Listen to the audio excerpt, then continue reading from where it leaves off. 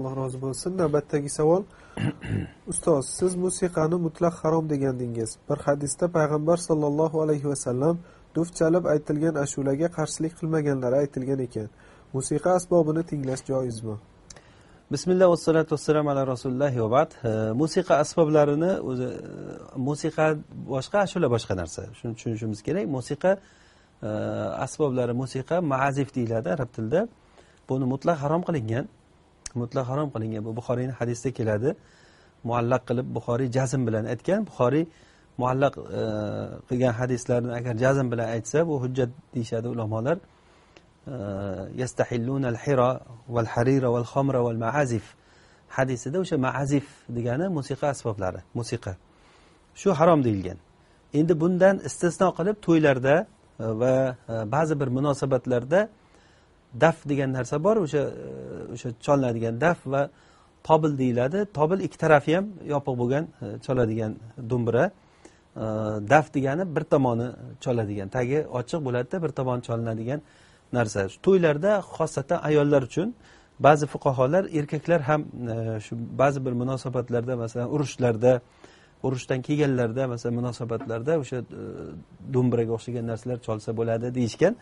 Bu istisno holatlari. Bayramlarda va ayollar to'ylarda daf cholishligiga shariatda istisno qilingan. Rasulullohning oldida qilingan ish mana shu.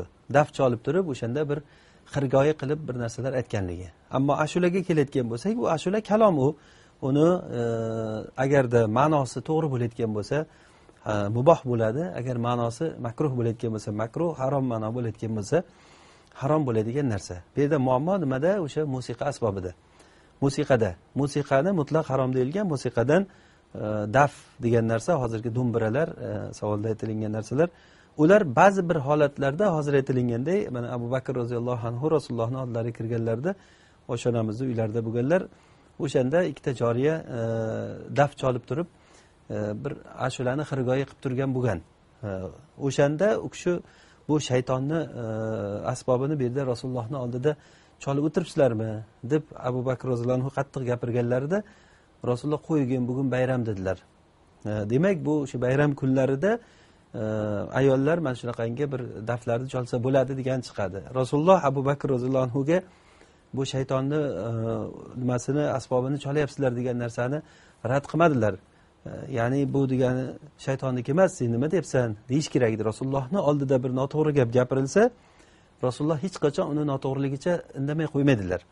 Bu tahririy sunnat bo'ladi. Abu Bakr roziyallohu anhuni shaytonni bu nog'orasi bu degan gaplari, nog'ora deb aytyapmiz, o'sha mizmar min mazamiri shayton deganlarda, musiqa asbobi, shaytonni musiqa asbobi degan gaplariga Rasululloh iqror bo'ldilar. Mana bu tahririy sunnat deyiladi bu shaytonni asbobi ekanligiga. Ammo shu narsalar ba'zi bir munosabatlarda ruxsat deyiladi. Shu jumladan mana bu to'y va Rasululloh sollallohu alayhi vasallam bir g'azotdan kelayotganlarida bir ayol kelib turib, ba'zi bir nimada erkak kishi ham deyiladi ki, ey Rasululloh, men nazr qilgan edim, sizda oldingizda bir daf cholib berishga deganda nazringga vafo deganlar.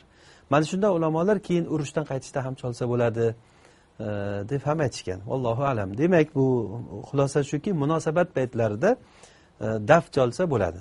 Bundan boshqasiga o'tib ketishlikka dalil yo'q. Chunki dalil o'zi umumligicha buni haromligi bilan keldi. To'rala mazhab ulamolari hammasi bir ovozdan buni haromligini aytishgan. Vallohu alam. Rahmat.